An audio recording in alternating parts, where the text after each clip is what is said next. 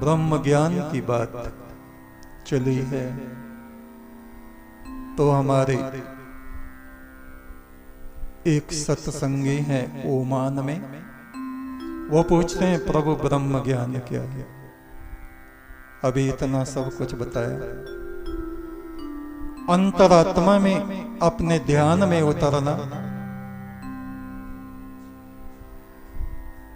ब्रह्म ज्ञान हर किसी को नहीं होता। और इन्होंने एक और पूछा है, अमरनाथ की गुफा में महादेव शिव ने जगत जननी पार्वती को अमर कथा यानी ब्रह्म ज्ञान दिया था।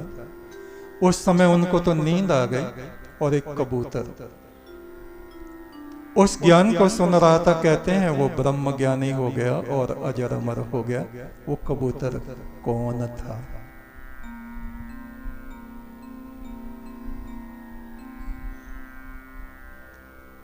ऋषि और वो हुए हैं, वनों में उनका आश्रम था। उनका शिष्य था धौम्य,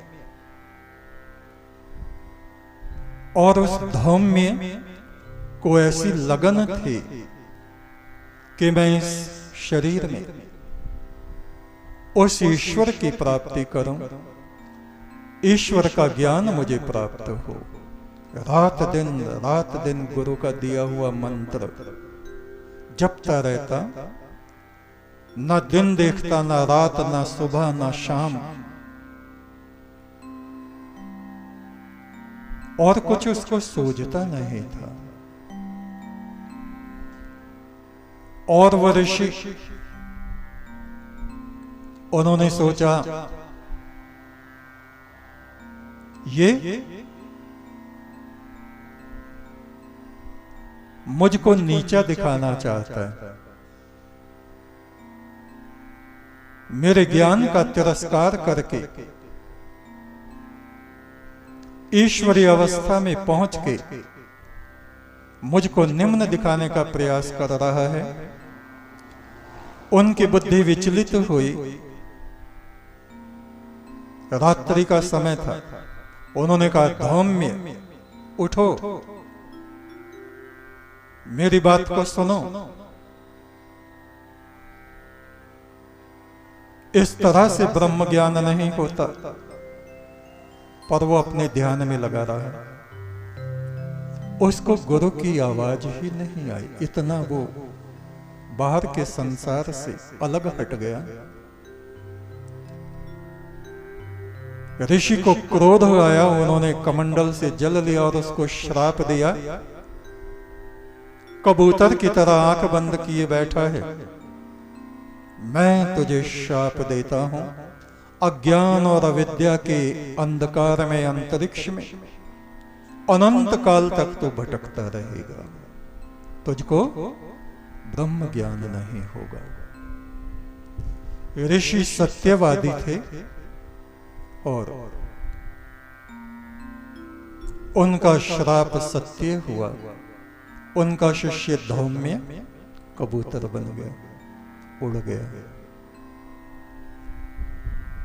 नारद ऋषि उधर से गुजर रहे थे।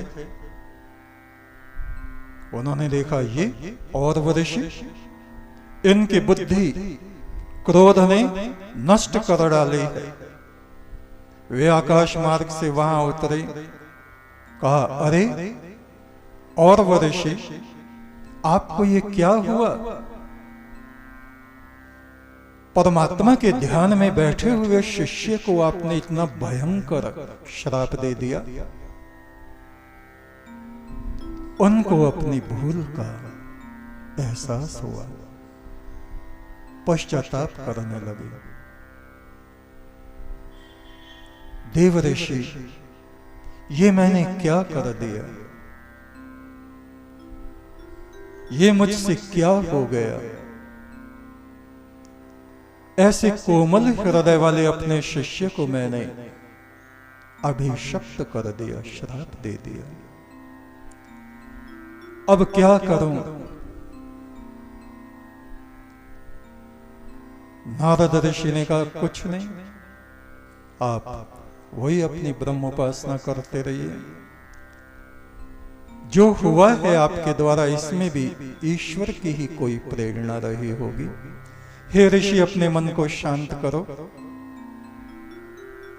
मैं अब जाता हूं, मैं खुद ब्रह्म ज्ञान प्राप्त करने महादेव के यहां जा रहा हूं। मैंने तरह तरह के धर्मशास्त्र पढ़े, साधनाएं की, किंतु ब्रह्म ज्ञान मुझे नहीं हुआ। नारद बोलते हैं, कैलाश जा रहा हूं, उनसे प्रार्थना करूंगा, प्रभु मुझे ब्रह्म ज्ञान दीजिए। नारद वहां से चलते हुए शिव के पास पहुंचे, कहा, प्रभु मुझे ब्रह्म ज्ञान दीजिए। महादेव मुस्कुराए, नारद, ये ब्रह्म विद्या केवल सुपात्र को दी जाती है। कहा, प्रभु मैं हर समय नारायण नारायण परमात्मा परमात्मा करता रहता हूं, क्या अभी मैं पात्र नहीं बना? महादेव ने कहा, अगर तुम पात्र होते तो मैं स्वयं ही तुमको ब्रह्म ज्ञान प्रदान कर देता। उधर देवी पार्वती उद्विग्न हो रही हैं, तप में बैठी हैं। नारद वहां पहुंचे, माता जगत जननी, मैं आपकी शरण में हूं, ब्रह्म ज्ञान चाहता हूं। देवी पार्वती ने कहा, नारद मैं स्वयं ब्रह्म ज्ञान को प्राप्त करना चाहती हूं। कितनी ही बार महादेव से प्रार्थना भी की है, किंतु वो हंसकर टाल देते हैं या मौन हो जाते हैं। यानी अभी मैं भी उस ब्रह्म ज्ञान को प्राप्त करने की पात्रता नहीं रखती।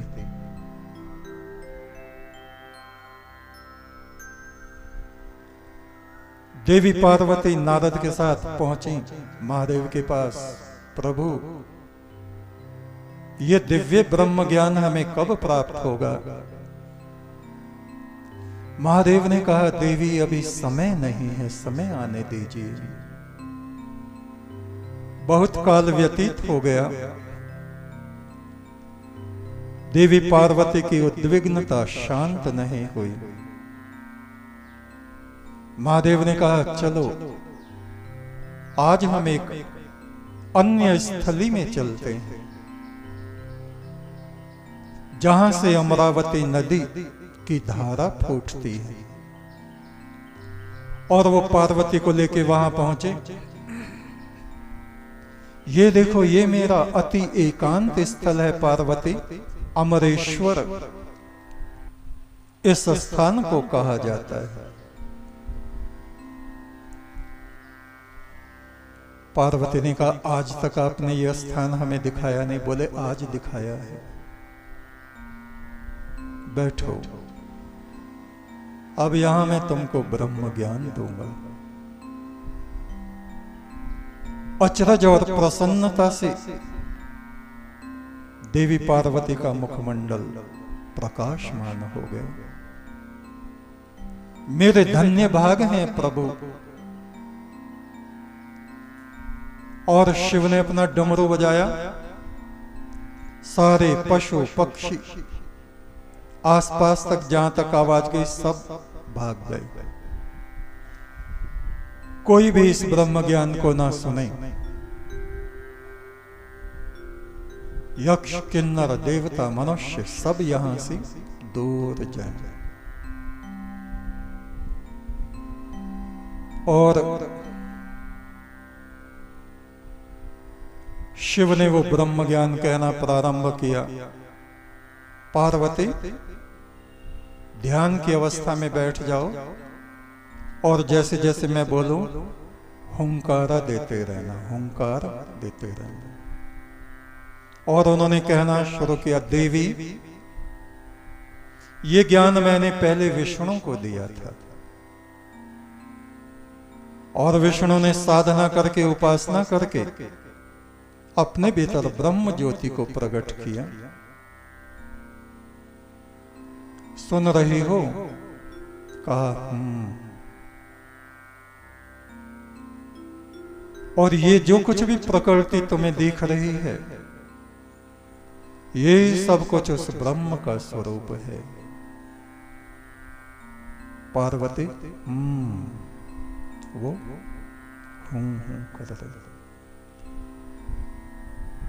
ये जो जीवात्मा है इस शरीर में, यम प्रकाशात्मा परम आत्मा जिसे नमन करें योगी सिद्धम, यह आत्मा इस शरीर से आच्छादित है। इसलिए सब लोग अपने आप को शरीर समझते हैं। कौवे के शरीर में यह आत्मा पहुंची तो वो समझता है मैं कौवा हूं। मनुष्य के शरीर में यह आत्मा गई तो वो समझता है मैं मनुष्य हूं। देवता के शरीर में पहुंची तो वो समझता है मैं देवता हूं। ये अपने शुद्ध स्वरूप में स्थित रहती, किंतु प्राकृतिक तत्वों का संयोग होने से इसमें काम, क्रोध, लोभ, मोह, अज्ञान, अविद्या ये सब प्रविष्ट हो जाते हैं। देवी सुन रही हो? और देवी माता को तो नींद आ गई। वहां था एक कबूतर, वो हुंकारा दे रहा था। ये ब्रह्म ज्ञान कैसे प्राप्त होता है पता है? ब्रह्म उपासना से, परम ब्रह्म की उपासना आराधना करने से, परमात्मा से प्रार्थना करने पर। अपना प्रयत्न तो है ही, वो परमात्मा जब चाहता है तब किसी को ब्रह्म ज्ञान होता है। पता चला? बोले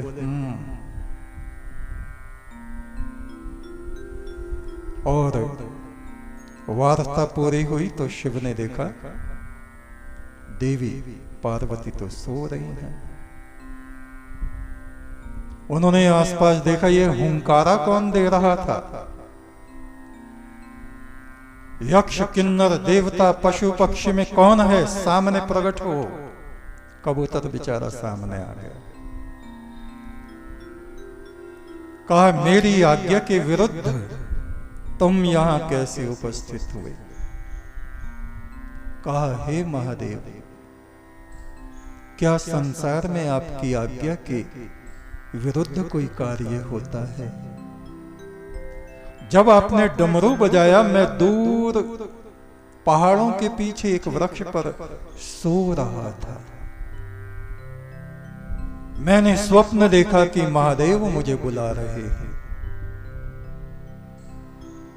मेरी आंखें खुली, जिस डमरू की ध्वनि को मैं स्वप्न में सुनता था वही जागते हुए मैंने सुनी, और मैं उस ध्वनि की तरफ को उड़ के आ गया। मैंने आपके दिए हुए ब्रह्म ज्ञान को सुना। शिव बड़े प्रसन्न हुए। ओहो धौम्य ऋषि, आज तुम गुरु के अभिशाप से मुक्त हुए। आज से तुम ब्रह्म ज्ञानी हुए। पार्वती जागृत उन्होंने देखा एक कबूतर उस देह को त्याग के वो ऋषि के रूप में प्रकट हो गया। उन ऋषि ने महादेव और महादेवी को प्रणाम किया। हे प्रभु, आपकी कृपा के बिना कुछ नहीं होता। हे जगत गुरु, आपकी कृपा से मेरा श्राप छूट गया और मुझको ब्रह्म ज्ञान भी मिल गया, जिसको पाने के लिए मैं गुरु के आश्रम में अति व्याकुलता से साधना करता था, तप करता था और मुझे श्राप मिला। शिव ने कहा जाओ अब अपने गुरु के आश्रम में जाओ और जो ब्रह्म ज्ञान मैंने तुमको प्रदान किया है वैसा का वैसा ही तुम अपने गुरु को ये ज्ञान प्रदान करो। धौम्य ऋषि ने कहा, प्रभु एक शिष्य गुरु को कैसे ज्ञान दे सकता है? कहा, मेरी आज्ञा है, क्योंकि तुम्हारे गुरु भी ब्रह्म ज्ञान प्राप्त करने के लिए कई शरीर बदल चुके हैं। इस जन्म में तुम्हारे द्वारा उनको ये ज्ञान का प्रकाश प्राप्त होगा। ऐसा विधान ईश्वर ने रचा। देवी पार्वती ने कहा, प्रभु मैं तो अब भी ब्रह्म ज्ञान से रहित रह गई।